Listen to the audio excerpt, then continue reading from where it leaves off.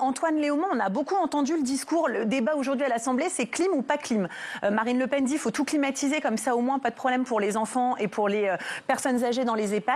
Est-ce que la climatisation, oui, c'est une solution quand il fait 40-45 ? Il y a des endroits où évidemment c'est un moyen de simplement supporter la chaleur, mais le problème qui va avec la climatisation, c'est la consommation d'énergie.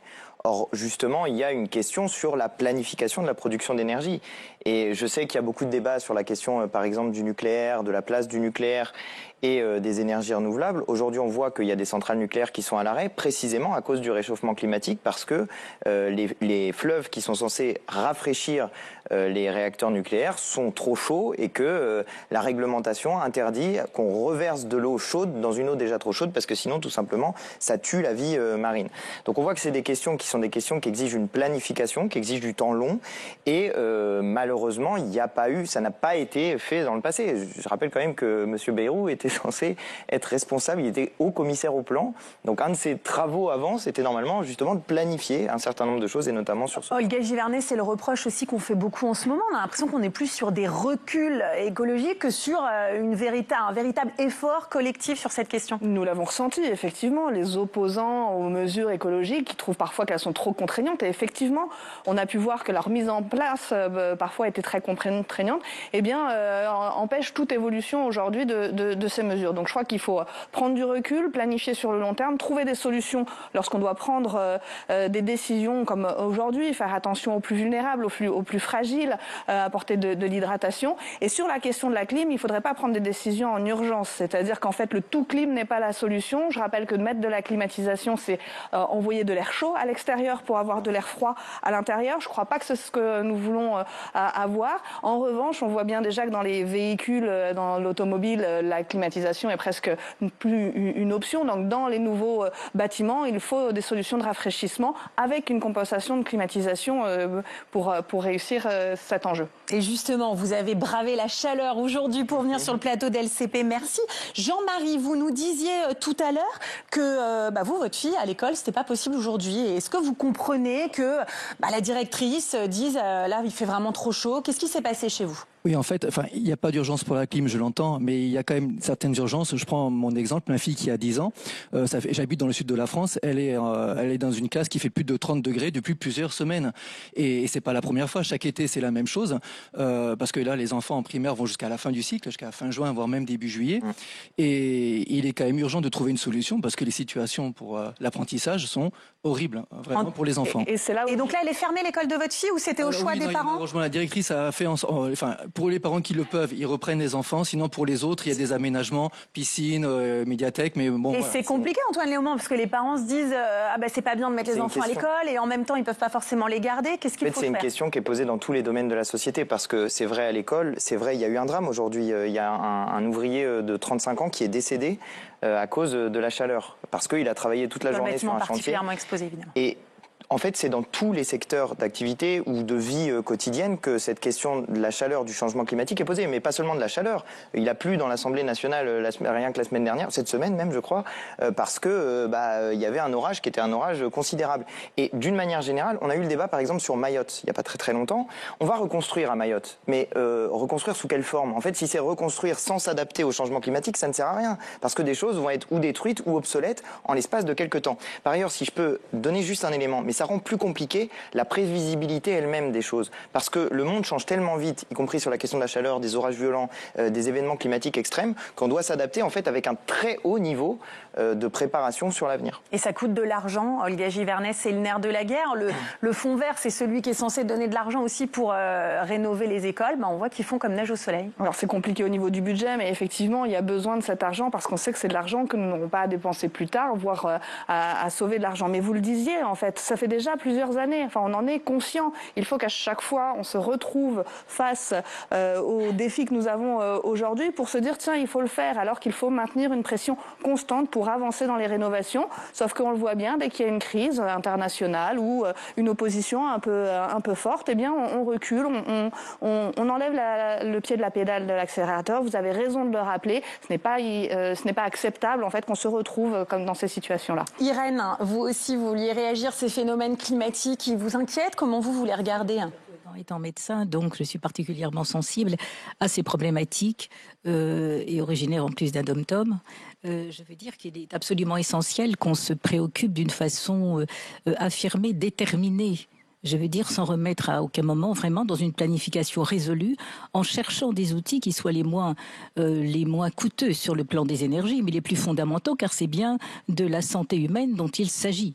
Donc là-dessus, il ne s'agit pas de transiger, mais de mettre tous ses efforts, toute son intelligence à trouver des solutions pour aménager en prenant soin des individus d'une façon ou d'une autre, qu'ils soient enfants ou ouvriers, etc. Il n'est pas non plus concevable qu'un ouvrier puisse être amené à travailler dans des conditions inadmissibles. Là-dessus, on est dans l'humain avec ou sans clim. Il s'agit de se positionner avec la fermeté requise, d'avoir le regard sur l'homme qui lui est dû.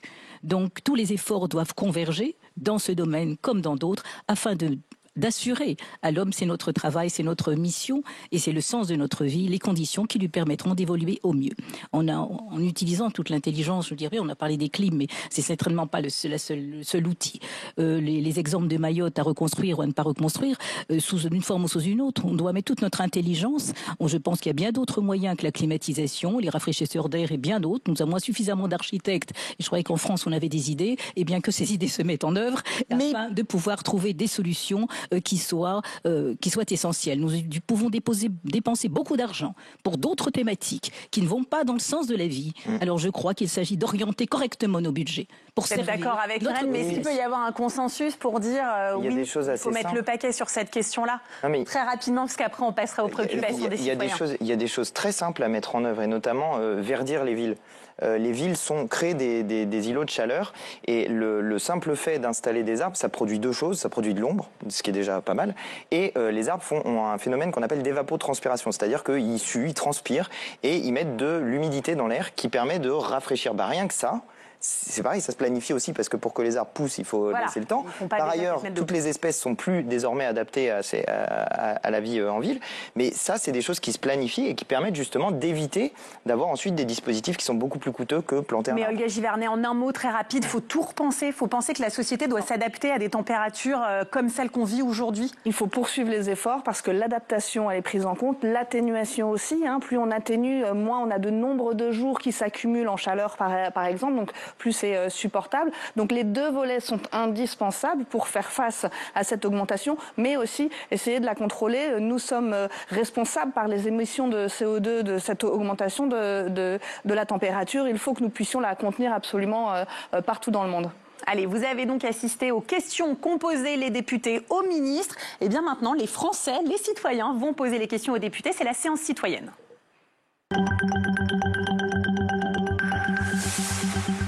Et on va commencer avec vous, Yannick. Yannick Diouf, vous avez 42 ans, vous venez de Rennes, vous êtes agent de sécurité en hôpital psychiatrique et vous voulez nous parler justement des moyens, enfin plutôt du manque de moyens que vous vivez au quotidien. Dites-nous, Yannick. On n'est pas loin du sujet qu'on vient de parler, donc une autre priorité des Français qui est la santé. Donc, selon l'Organisation mondiale de la santé mentale est un état de bien-être qui permet à chacun de réaliser son potentiel, de faire face aux difficultés normales de la vie, de travailler avec succès et de manière productive et d'être en mesure d'amener sa contribution à la communauté. Donc, il y a 3 dimensions dans la santé mentale. Le bien-être,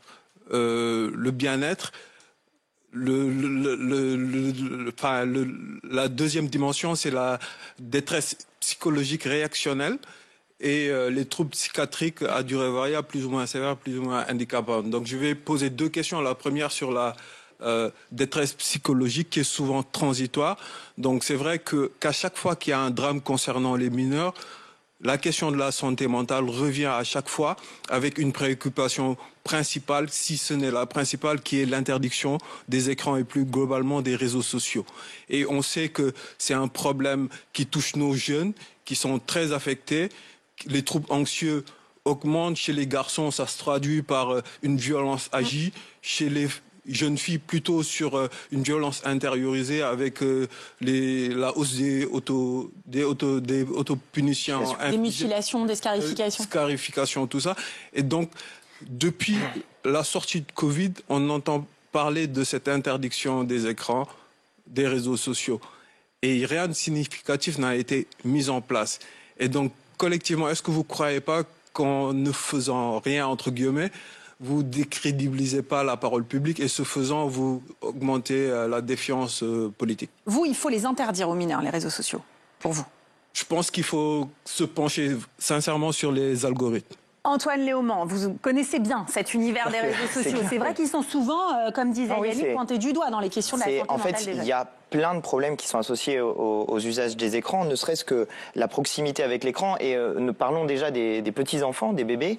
C'est pas que leur consommation à eux d'écran, c'est notre consommation à nous d'adultes qui fait qu'on n'a pas le même regard sur nos enfants que ceux qu'avaient nos parents et nos grands-parents qui n'étaient pas concentrés sur des écrans.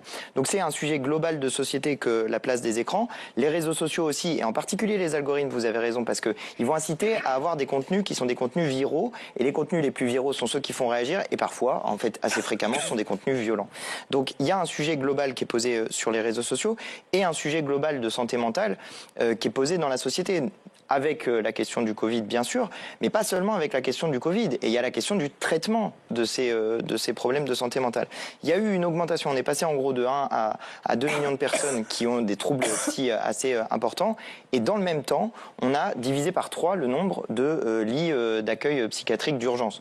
Donc on voit qu'il y a une augmentation des problèmes psy d'un côté, une diminution des moyens qui sont associés de l'autre. Ça ne peut pas bien se passer, à mon avis. Olga Givernet, sur la nécessité peut-être de dire, ouais, il faut interdire les réseaux sociaux, c'est trop nocif pour nos jeunes. C'est une vraie difficulté, et même nous en tant que parents. Enfin, moi j'ai 2 filles, 14 et 16 ans, elles ont toujours eu un téléphone dans les mains, et en fait on est assez dépourvu de savoir comment est-ce qu'on contraint. Alors heureusement il y a des outils pour limiter le temps d'écran, mais je pense que les adultes ne sont pas encore assez au courant de tout cela. On voit bien que ça prend leur attention, qu'ils n'ont plus la tête à l'école, on voit bien aussi que ça les désocialise de leurs amis, et puis on est obligé quand même de les pousser dehors pour aller faire des activités. Donc, et tout ça ne peut pas être bon pour eux s'ils ne pratiquent pas une activité. Donc on en est tout à fait conscient. La question, c'est que ces outils technologiques... C'est pas facile d'interdire, voilà, aussi. On dit que l'Europe, on ne peut pas forcément faire ce qu'on veut. Exactement. Un couvre-feu, pourquoi pas? Au moins ça coupe pour tout le monde en même temps. Donc ils n'ont pas l'impression d'avoir raté la discussion absolument avec laquelle ils devaient être en contact. Et ça met du stress au quotidien de ne pas être intégré dedans, plus les questions de harcèlement qui se traduisent au travers... Rapidement, Antoine Léaumont, parce que Yannick, vous aviez une deuxième question. Très très rapidement, mais il y a une autre difficulté, c'est que parler en mal des réseaux sociaux, ça participe aussi de la souffrance des jeunes, parce que eux les utilisent. Et c'est quelque chose que j'avais vu avec un psychologue qu'on avait reçu dans le groupe d'études réseaux sociaux. Mais il y a peut-être un usage des réseaux sociaux qui pourrait être amélioré, notamment pour faire de la prévention. En fait, le problème, c'est que les plateformes ne jouent pas le jeu de la prévention totalement sur ces sujets-là. Mais je ne veux pas faire plus long pour eux. Donc ma deuxième question sur la psychiatrie, les maladies associées au traitement chronique par psychotropes représente 14% des dépenses, donc c'est le premier poste de dépenses d'assurance maladie. Donc ça veut dire que collectivement nous agissons. L'État agit à l'image de mon homonyme, le ministre de la Santé et de l'Accès aux soins, qui a présenté récemment un plan psychiatrie avec 30 propositions axées sur la prévention, la psychiatrie de proximité et la formation.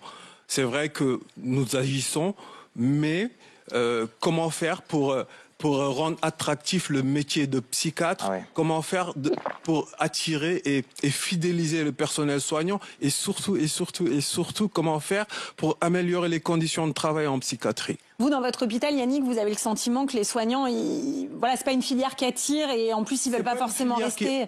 Attire, mais le personnel soignant sont extrêmement professionnels et dévoués. Ils font ce qu'ils peuvent avec les moyens dont ils disposent. Il nous reste 1 minute sur ce sujet, Yannick, mais oui, le recrutement, c'est aussi très important de trouver des candidats, Olga Givernet. Oui, on a du mal à trouver des médecins partout, dans le département de l'Ain, et encore le ministre vient d'annoncer un grand plan sur les déserts médicaux, donc il faut... Sur la psychiatrie en particulier. Et sur la psychiatrie, évidemment, et les besoins de prévention, parce qu'on sait que lorsqu'on a réussi à prendre en charge très tôt une pathologie, eh bien, elle ne se dégrade pas, et le temps passé en curatif est beaucoup moins. Donc on sait qu'on a presque une course contre la montre vis-à-vis de cette santé mentale pour éviter qu'elle ne se dégrade trop. Antoine Léaumont, comment attirer vers ces métiers où c'est vrai qu'on se dit c'est difficile, c'est peut-être dangereux? Déjà, je pense qu'il faut globalement un changement de regard aussi sur les maladies psychiatriques dans notre pays, parce que il y a une forme de honte qui est associée aux maladies psychiatriques. Or, ce sont des maladies comme les autres et on ne vient pas mettre la honte à quelqu'un parce qu'il a attrapé un rhume. Et les maladies psychiatriques, c'est des maladies qui se développent, dont certaines peuvent être traitées de manière assez, je vais mettre des guillemets, mais légère, si jamais elles sont prises en charge à temps. Et en fait, il y a beaucoup de cas de dégradation de maladies psychiatriques. Je crois que, je vais peut-être dire une bêtise, mais il me semble que c'est l'ordre de 10 ans pour se rendre compte qu'on a une maladie comme la schizophrénie, il me semble. Et c'est pas normal que ça soit ça. Ça veut dire qu'il y a des questions de dépistage, d'accélération du dépistage, parce que si elles sont prises au début, si on est capable de comprendre, y compris parfois que c'est des maladies, qu'on a des troubles psy, qui sont en fait une maladie qui a des impacts dans la vie quotidienne. Si on arrive à faire ça, déjà, ça change aussi le rapport au métier ensuite. Ça change le rapport aux soins. Donc, je pense que j'aimerais terminer quand même en portant la parole des patients qui ont 3 souhaits. C'est-à-dire qu'ils aimeraient bien communiquer un peu plus, échanger un peu plus avec le personnel soignant qui malheureusement pour les tâches administratives ou l'organisation n'ont pas assez de temps pour discuter avec eux. Ils aimeraient être invités ou participer aux grands événements de la vie familiale. Donc ne les oublions pas, venons les voir. Et le dernier point, c'est ils se désolent de la stigmatisation et des discriminations qui malheureusement est présent. Malgré tout, il y a un tabou qui est en train d'être levé sur la psychiatrie, notamment avec la sortie extrêmement courageuse de Nicolas Demorand, qui a parlé de sa bipolarité. Écoutez, vous avez en tout cas pu être un peu leur porte-parole, Yannick, aujourd'hui. Merci beaucoup. On va passer à un autre thème avec vous, Laure Rézante. Vous avez 25 ans, vous venez de Saint-Aubin, vous êtes secrétaire et vous vous interrogez sur la difficulté de reprendre ses études. Madame la députée, monsieur le député, cité précédemment, donc je m'appelle Laure, j'ai 25 ans et je souhaite reprendre mes études en sciences politiques. Malheureusement, il faut passer par la plateforme Parcoursup, c'est-à-dire que moi, ça fait 6 ans que je suis en dehors de Parcoursup. Ça fait 6 ans que j'ai obtenu mon bac. Et malheureusement, si vous voulez, il demande... Pardon. Justement, parce que sur la plateforme, il y a quelque chose de particulier pour les gens qui ont exercé un métier avant, qui veulent reprendre les études, mais vous y retrouvez pas ? Non, pas forcément. C'est juste qu'en fait, ils demandent des dossiers, des bulletins scolaires inférieurs à 5 ans. Et donc, comme je l'ai dit précédemment, moi, ça fait 6 ans. Donc, ils n'acceptent pas mes bulletins. Et suite à ça, si vous voulez, moi, quand je me suis inscrite, donc, on m'a fait comprendre que le seul document que j'allais avoir, c'était ma lettre de motivation. Et c'est un peu compliqué, puisque malheureusement, elles ne sont pas forcément lues, si je peux me permettre. Et moi, ma question, c'était, pensez-vous réellement que l'égalité des chances existe en fonction des profils ? Alors, Parcoursup, Olga Givernet, déjà c'est compliqué. Puis dans un cas, quand on est un peu, pas tout à fait dans les cases, ça l'est encore plus. Alors Parcoursup, effectivement, c'est dans le cadre d'une formation initiale. Alors en général, on l'a fait dans la suite de son baccalauréat. Peut-être on peut prendre une année de césure. Mais c'est vrai que lorsque ça fait plusieurs années, ça peut être un peu compliqué. Et donc l'égalité des chances, elle doit être pour tout le monde. Sauf que ça ne doit pas être un système aussi performant qu'il pourrait être, qui doit empêcher les uns et les autres d'avoir des ambitions, de vouloir progresser dans sa vie. Et d'ailleurs, c'est pour ça qu'il y a aussi la formation continue. Alors je ne sais pas si pendant le temps où vous avez arrêté des études, eh bien vous avez pu travailler ou pas, mais en tout cas de voir l'ensemble des formations qui vous tiennent à cœur et ensuite de prendre rendez-vous peut-être avec au plus proche de chez vous un conseiller qui va vous donner les meilleures solutions, parce que on peut comprendre des fois de se retrouver simplement face à une interface aussi, qui ne nous conseille pas, c'est compliqué. Moi, en tant que députée de l'Ain, j'accueille en permanence des rendez-vous. Vous êtes typiquement le type de rendez-vous que j'aurais, avec qui on travaillerait pour trouver la meilleure solution pour vous réintégrer dans un parcours de formation. Et parce que là, Laure, vous attendez des réponses encore, ou c'est ça, vous êtes en attente? Exactement, donc sur liste d'attente. Antoine Léaumont, alors vous n'êtes pas friand. Ah non, je vais casser l'ambiance, mais là, dans ce cas précis, ça existe. Laure, elle peut pas faire autrement. Dans ce cas précis, la méthode qu'on propose est aussi la meilleure, c'est-à-dire Parcoursup est nul. C'est-à-dire Parcoursup exclut des gens du système universitaire et des études supérieures. Pourquoi Parcoursup a été mis en place? Pour gérer la pénurie de places dans l'université. C'est-à-dire plutôt que de mettre les moyens dans l'université, dans la formation, dont on a besoin dans notre pays, parce qu'en plus, ça crée de la richesse. C'est ça qui est complètement dingue. C'est-à-dire que l'université, c'est un investissement qui crée de la richesse. On forme des cerveaux, on forme des gens qui sont utiles à la vie collective de notre pays parce qu'ils sont mieux formés. Et au lieu de faire ça, on a mis en place Parcoursup. Comme ça, on a créé une sélection à l'université qui ne dit pas son nom, qui ne respecte pas la loi en réalité, puisque normalement, il y a accès, le bac donne normalement accès aux études supérieures, et plutôt que de mettre les moyens, on a donc fait ça. Moi, je suis totalement opposé à ce système Parcoursup. Je pense qu'il faut l'abolir, je pense qu'il faut créer des moyens dans l'université. Ça crée beaucoup de désarroi, et votre cas n'est pas isolé en réalité, parce que tous les jeunes qui sont en attente de leur réponse, y compris juste après le bac, ça les met dans un stress considérable. Ils font d'ailleurs des lettres de motivation, exactement comme vous avez dit, parfois pour un métier, pour un autre, ils peuvent vouloir faire plein de métiers en même temps, et à la fin, tout ça ne fonctionne pas. Et par ailleurs, il y a une dernière chose, c'est qu'en fait, il faut empêcher la sortie des études. Parce qu'il y a plein de gens qui sortent des études et souvent à cause de raisons matérielles. Et donc pour ça, nous on propose une allocation d'autonomie, c'est-à-dire de faire en sorte que les jeunes qui sont en études, ils aient une rémunération. Et vous allez me dire comment on la finance ? Eh bien on la finance avec un impôt sur l'héritage. Parce que l'héritage, c'est une des plus grandes inégalités dans notre pays. C'est très peu taxé, contrairement à ce qui est dit. Et sur les très grandes fortunes en particulier, c'est très très peu taxé. Voilà comment on fait pour que ceux qui ont beaucoup participent à ceux qui n'ont pas beaucoup. Et là, vous aurez peut-être enfin une égalité réelle. Vous, Laure, vous êtes très jeune puisque vous avez 25 ans, mais vous avez le sentiment qu'avant c'était plus simple. C'est vrai qu'on avait son bac, on pouvait s'inscrire un peu à la faculté. C'est le cas. Vous avez le sentiment que les choses se sont complexifiées. Puis on dit aussi il faut s'habituer à être flexible, faire un métier, puis reprendre quelque chose. Et vous avez l'impression que concrètement, c'est pas comme ça que ça se passe. Bien, lorsqu'on ressort des études, en effet, là, c'est beaucoup plus compliqué. Moi, j'ai toujours connu Parcoursup. Donc, ma première année de Parcoursup, j'ai pas forcément rencontré de problématiques. Mais après 6 ans, et si on n'a uniquement pas le choix de passer par Parcoursup, on n'a pas vraiment de facilité à travers en fait, on se sent délaissé. On n'a pas l'impression de pouvoir se réinventer. On a les choses entre nos mains, mais au final, on le donne à, on va dire, entre guillemets, un robot, et on peut rien faire derrière.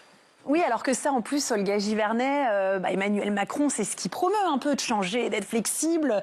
Voilà, là, Laure, elle veut changer d'avis, elle veut reprendre ses études et elle peut pas. Et on voit que le système le bloque. Mais effectivement, la ministre de l'Éducation nationale a même instauré la possibilité de faire une année de césure. On sait bien que de voir autre chose, puis de reprendre des études tout au long de sa carrière permet d'être plus... Mais ça reste 2-3 ans après. Voilà. En fait, là, c'est pour des cas où on s'arrête 5, 10, 15 ans. Ça peut même. être un peu plus compliqué, mais et on doit pouvoir avoir accès à un accompagnement personnalisé lorsque c'est dans ce cas-là, puisqu'il y a beaucoup de choses qui ont pu se passer. Et donc le fait de n'avoir que Parcoursup comme interlocuteur, c'est pas suffisant. Donc on pourra rester en contact et savoir comment on peut avancer sur le sujet. Bon. C'est gentil. Est-ce que ça vous rassure un petit peu, Laure, même si voilà, oui, quand même. Je ne peux pas vous donner de réponse, mais en tout cas, sur Parcoursup. Jean-Marie, on va passer à vous. Jean-Marie Mathieu, 54 ans, vous êtes ancien chef d'entreprise, vous venez de Sigean dans l'Aude. Je ne vais pas raconter votre histoire, le mieux c'est que vous nous la racontiez et que vous nous expliquiez un petit peu du coup le problème auquel vous êtes confronté. En faisant un gros résumé malgré tout, j'avais donc une entreprise de formation et on m'a diagnostiqué un cancer et en plus un cancer plutôt plus compliqué. Donc, en faisant vraiment très court, j'ai fermé mon entreprise pour pouvoir me recentrer sur moi et surtout pour me soigner. Et je pense que j'ai fait le bon choix parce que je suis là avec vous aujourd'hui. Et donc, c'était quand même ce premier combat. Mais j'ai découvert aussi qu'il y avait un autre combat suite au cancer. C'est un combat administratif et financier, en fait, qui suit le cancer. Parce qu'on a une étiquette sur le fond, tout simplement. Je vais vous donner 2-3 exemples pour appuyer mes propos. Vous voulez faire un crédit. Du moment que vous avez eu un cancer, du moment que vous dites que vous avez un cancer, les mensualités explosent. Vous voulez prendre une prévoyance ou une assurance vie. Du moment que vous dites que vous avez un cancer, ça s'arrête net. Autre difficulté, la pension d'invalidité. Il faut savoir que la base de calcul pour la pension d'invalidité est assez complexe et surtout elle crée des difficultés financières majeures, on va dire, pour la plupart des Français qui en bénéficient, parce que en fait le montant de la pension est plutôt faible et donc ça crée de la précarité sociale et financière. Donc tout ça est compliqué. C'est d'autant plus dommageable que, je le répète, j'en suis une preuve, on soigne de mieux en mieux le cancer et l'espérance de vie après cancer est de plus en plus longue. Et ce n'est qu'un début, notamment grâce à l'arrivée de l'intelligence artificielle qui va, je pense, là aussi, accentuer ces progrès. Je pense qu'il serait peut-être temps de changer de regard un petit peu par rapport à ceux qui ont eu un cancer. Et peut-être, on ne pourra pas avoir les droits comme tout le monde parce que malgré tout, notre situation est compliquée. Mais je pense qu'il y a moyen peut-être d'améliorer le quotidien des gens qui sont en rémission et qui vivent très bien, comme c'est le cas pour moi aujourd'hui. Antoine Léaumont. Moi, déjà, félicitations, parce que si vous êtes sorti du cancer, c'est une bonne nouvelle. Et moi je suis encore plus optimiste que vous. Moi je pense qu'il faut les mêmes droits pour tout le monde.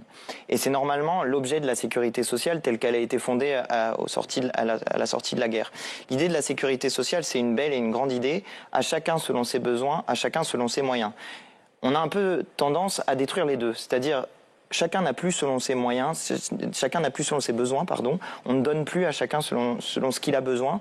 Et puis petit à petit, on a fait sortir une partie des choses de la sécurité sociale pour le faire entrer dans les mutuelles. Moi, je suis totalement opposé à ce système-là. Il faut réintégrer l'ensemble des soins de santé dans la sécurité sociale et il faut par ailleurs rattacher un maximum de monde à la sécurité sociale. Ça, c'est le premier élément. Le deuxième élément, c'est la partie à chacun selon ses moyens. Et sur ce plan-là, eh bien là aussi, il y a eu encore des grands cadeaux qui ont été faits à un grand nombre de personnes qui avant finançaient davantage le système de sécurité sociale et le système de santé d'une manière générale.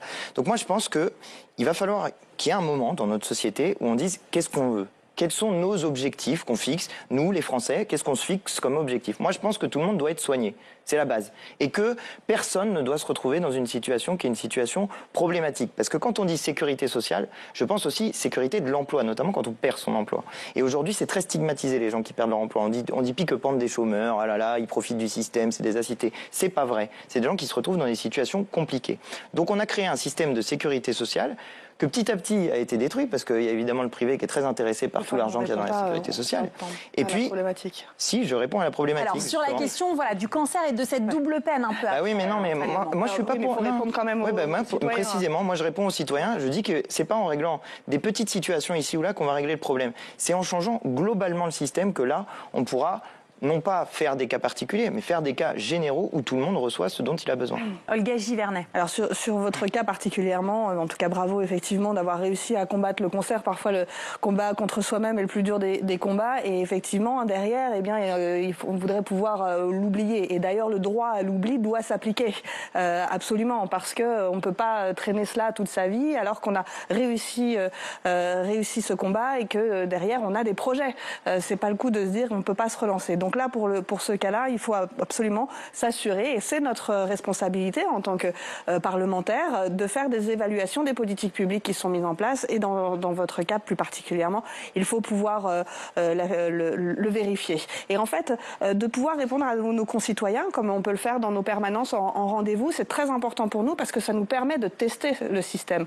Nous votons des lois, nous mettons en place des grands principes, mais il faut que lorsqu'il y a une mise en place, eh bien, elle s'applique et que vous en ayez la vue des discriminations. Après, une forme de discrimination, c'est ça oui. Qui peut être entendu, parce que j'insiste, ça... Mais moi, je suis pas... mais moi, je trouve que c'est injuste que vous soyez discriminé. Oui, j'entends bien. Bah oui, c'est injuste. C'est surtout que ça complique la vie, parce qu'encore une fois, on a franchi une première étape qui est quand même assez costaud, c'est de se soigner. Oui, bien sûr. Et malgré tout, on pense à être tranquille. Et là, non, encore, il y a un autre combat à mener qui est moindre, malgré tout, quand même. Il faut quand même mesurer les choses. Oui, mais malgré tout, c'est le quotidien. Et surtout, on peut plus se relancer, on va dire, dans la vie professionnelle ou le quotidien. Il est très dur de se relancer. Et c'est là où il y a la difficulté. Et j'insiste surtout sur ce point. Il y a peut-être 10 ans en arrière, ou 15 ans, on pouvait peut-être pas avoir ce discours parce que malheureusement, dès qu'on avait un cancer, c'était très compliqué. Maintenant, je suis entouré aussi de personnes qui ont eu des cancers et qui vivent très bien et très très longtemps. Je ne sais pas si vous avez entendu, Jean-Marie, mais il y a plusieurs députés, des personnalités politiques publiques qui aussi ces derniers temps ont révélé leur cancer en disant c'est peut-être une façon aussi de dire après on peut aller mieux. Et est-ce que ça peut faire changer un peu les choses d'après vous ? Je l'espère, mais c'est aussi vous, députés, qui devez peut-être réfléchir à ça et à faire évoluer les lois ou les textes pour pouvoir... Antoine Léaumont, il y avait quand même sur la loi, je crois que dans le cadre des prêts, par exemple, il y a des choses qui ont été faites pour que ce soit pas complètement... Normalement. Mais sauf que, justement, le problème qui est posé derrière, c'est que c'est un système capitaliste qui va faire des paris.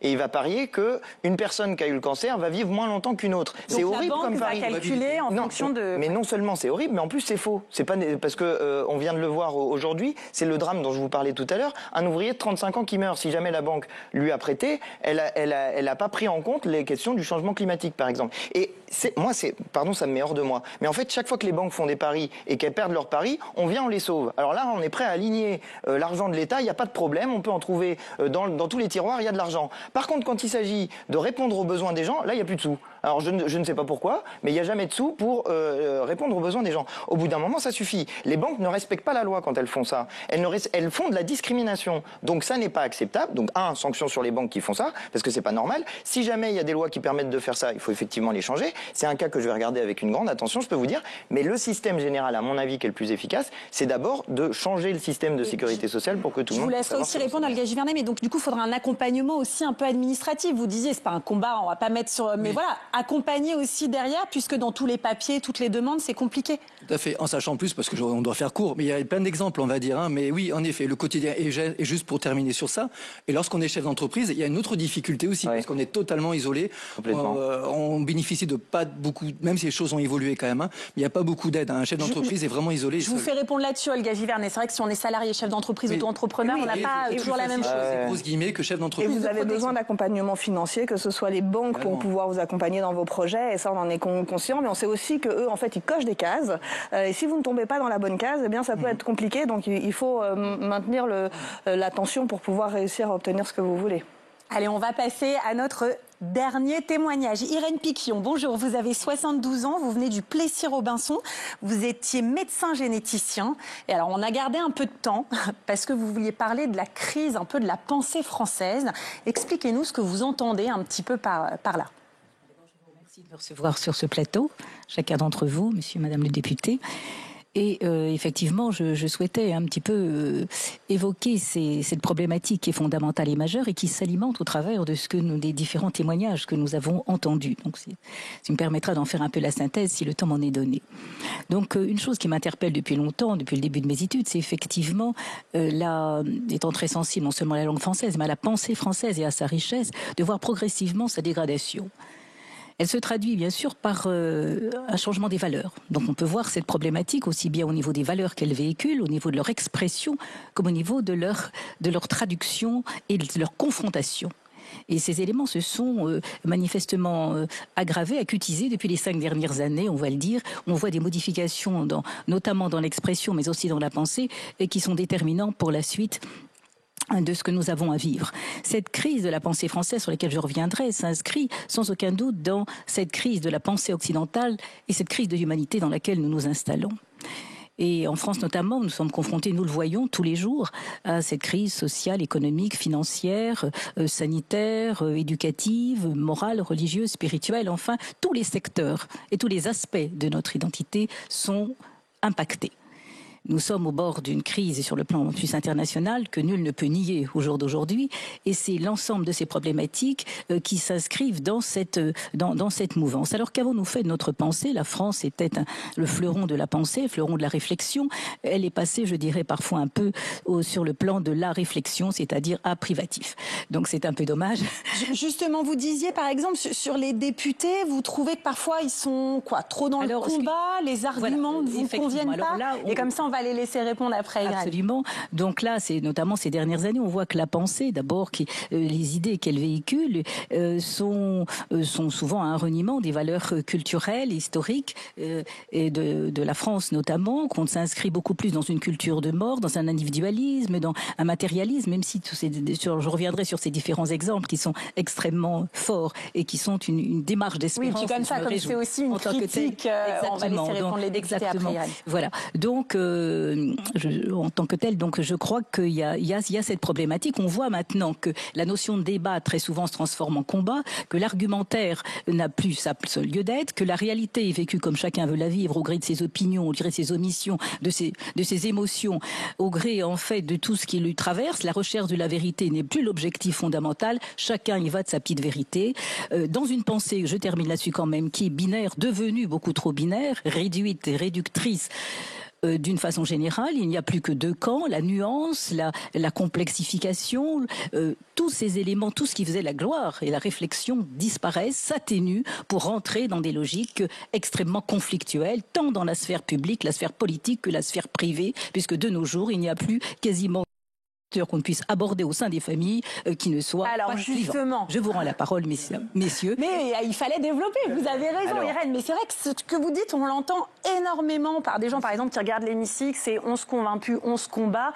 Qu'est-ce que vous dites à Irène aujourd'hui? Antoine Léaumont et ensuite Olga Givernet. Deux choses, parce que moi je vois deux éléments dans ce que vous dites. D'abord sur le changement des valeurs, c'est clair. Il y a un changement des valeurs qui est en train de s'opérer et que je regrette beaucoup. Les valeurs de la République, qui sont écrites jusque dans l'Assemblée nationale, liberté, égalité, fraternité, ces valeurs qui sont issues d'une révolution contre un pouvoir absolu et d'une révolution qui a fait de grandes et de belles choses, je pense, et qui nous a donné notre drapeau tricolore. Elle a donné des valeurs qui sont d'abord la Déclaration des droits de l'homme et du citoyen. Aujourd'hui, il y a beaucoup de gens qui remettent en cause ces valeurs-là, et en particulier, je vais mettre les pieds dans le plat, il y a beaucoup de racisme qui s'exprime, jusqu'au ministre de l'Intérieur lui-même, qui tient des propos racistes que je trouve absolument honteux. Ensuite, sur la qualité entre les uns et les autres. Précisément, sur la qualité du débat, il y a deux choses qui jouent. D'abord, la démocratie, la manière qu'on a de confronter les idées, c'est pas nécessairement un changement d'avis. On peut avoir l'impression qu'il pourrait se dégager des consensus dans l'Assemblée nationale. Ça me semble difficile. Ça peut arriver sur certains sujets, mais ça me semble difficile parce qu'en fait, la démocratie, telle qu'on la pratique à l'heure actuelle, c'est l'organisation du dissensus. On vote pour des gens qui ne sont pas d'accord, on les met dans l'Assemblée nationale et il y a des majorités qui se dégagent sur une chose ou sur une autre. C'est très logique que je ne sois pas d'accord avec des gens du Rassemblement national, puisque nous ne partageons à peu près rien comme valeur. Donc c'est très logique que ça soit organisé comme ça. Et je terminerai juste sur ça. Vraiment, mais les réseaux sociaux jouent aussi un rôle là-dedans, parce que les algorithmes des réseaux sociaux tendent à donner, et c'est ce que vous disiez tout à l'heure, mais tendent à donner des choses très conflictuelles, très contradictoires, et très peu dans la... Voilà. Olga Givernet, sur le sentiment que partage Irène. Mais alors, écoutez, moi je partage exactement ce que vous dites, et il y a plusieurs raisons à cela. Aujourd'hui, les valeurs sont perdues, on ne croit plus en les institutions, on ne croit plus dans les personnalités qui nous représentent, les politiques, mais aussi les syndicats, et là ça devient compliqué. On met sur le même niveau l'ensemble des paroles, c'est les réseaux sociaux qui le font, donc en fait, le scientifique qui a une parole étayée, travaillée, recherchée, aura finalement le même poids que n'importe qui viendra avec sa fake news, une démonstration par l'image un peu forte, et puis on se retrouve en fait avec une population qui ne sait plus forcément où donner de la tête. Alors heureusement, on a nos jeunes qui sont éduqués à cela, à faire la différence entre les différentes paroles, mais le problème c'est que ça clive beaucoup et ça nous enferme dans des pensées uniques, simplistes, qui ne permettent pas l'universalité dont nous voulons. Nous sommes quand même le pays des Lumières, nous avons besoin de pouvoir compléter l'ensemble de nos envies, donc évidemment... Le mot de la fin pour Irène, mais en 30 secondes. Vous allez me reprocher de... Mais là, je peux vous donner 30 secondes, Irène. Il faut que vous parliez dans le micro. Pardon, excusez-moi. Donc, vous parlez des jeunes, justement, nos jeunes ne sont pas suffisamment formés. Puisqu'ils sont plutôt déformés, avec une information qui relève de la désinformation. Les outils qu'on leur fournit, je vous rappelle qu'on commence la philosophie en terminale avec 2-3 heures perdues dans un coin et une moyenne générale qui voisine les 8 et ou 9. Il y a quelques génies qui à 9 ans passent le bac, mais c'est pas la généralité. D'accord? Donc nos enfants, on est obligés, ne savent plus parler. Les mots sont remplacés par des émoticônes ou par le reste. Exactement. Allez, donc tant qu'on va pas former et aider nos enfants à discerner, on vous a entendu, Irène. Je vous remercie. Merci infiniment. Merci à vous quatre. Yannick, Laure, Jean-Marie et Irène. Merci Olga Givernet. Merci beaucoup Antoine Léaumont. Je suis sûre que vous poursuivrez l'échange en dehors de ce plateau. Restez sur LCP. Je vous rappelle le programme sur nos réseaux sociaux, sur notre chaîne YouTube. Vous pouvez suivre les votes sur Mayotte. Il y aura ensuite l'examen de la motion de censure. François Bayrou fait face à sa 8e, mais pas tellement de suspense. Elle ne devrait pas être adoptée. Vous suivez tout ça sur nos réseaux sociaux, notre chaîne YouTube, notre compte X et puis évidemment nos articles sur le site internet www.lcp.fr, le même site sur lequel vous pouvez demander si vous voulez assister à l'émission. Bon après-midi à tous sur les chaînes parlementaires évidemment.